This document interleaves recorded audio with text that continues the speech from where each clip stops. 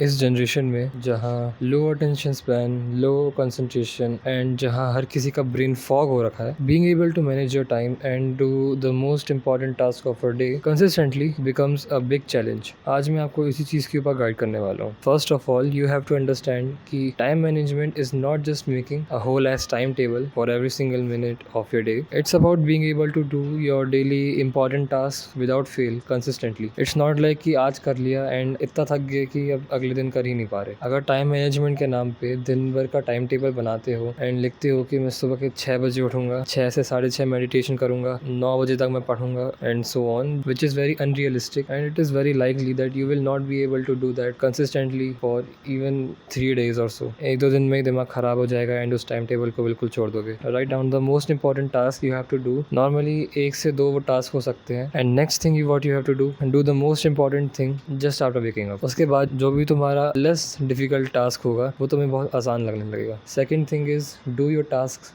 Fasted और before eating anything. मान लो तुम एक बुक पढ़ रहे हो, उसका एक पेज पढ़ना, जब तुम वो पेज खाली पेट पढ़ोगे मतलब फास्टेड, उस केस में तुम कंपैरेटिवली बेटर अंडरस्टैंड कर रहे होगे उस पेज को then when you read it after the meal. Third thing is get enough sleep. कभी कभी क्या होता है कि हम अपनी चीज़ें इसलिए नहीं कर पाते, अपना टाइम मैनेज इसलिए नहीं कर पाते क्योंकि जो हमारा दिमाग है वो बहुत थक चुका है एंड उसको रेस्ट की ज़रूरत है एंड उसको रेस्ट मिल ही नहीं पाता क्योंकि रात भर सोने के टाइम पे तुम स्क्रॉल करते रहते हो। So you need to give your brain enough sleep in order for it to work properly, जिससे तुम्हारा कॉन्सेंट्रेशन लेवल इंक्रीज होगा एंड जो चीज़ तुम 2 घंटे में कर पा रहे हो वो 1 से 1.5 घंटे में हो जाएगी। So getting sleep is very important in order for your brain to work better. And lastly time management is something जो कि ओवर द टाइम प्रैक्टिस करने पे आएगी through trial and error. It is not a thing which you can learn overnight. ये चीज़ एक skill है जो कि over the period of time जब तुम इसको बहुत प्रैक्टिस करोगे, इस पे ज़्यादा अपना टाइम दोगे, तभी जाके कहीं हद तक इम्प्रूव होगी। मैं भी इस चीज़ को बहुत टाइम से प्रैक्टिस कर रहा हूँ, 2 से 3 महीने हुए हैं एंड अभी भी मैं उतना अच्छा नहीं हो पाया हूँ, लेकिन I am still trying through error and practice. Try करो अपने शेड्यूल के साथ एक्सपेरिमेंट करने की एंड उस पर स्टिक करो जो कि बेटर वर्क करे। तुम्हें कोई सा भी एक परफेक्ट शेड्यूल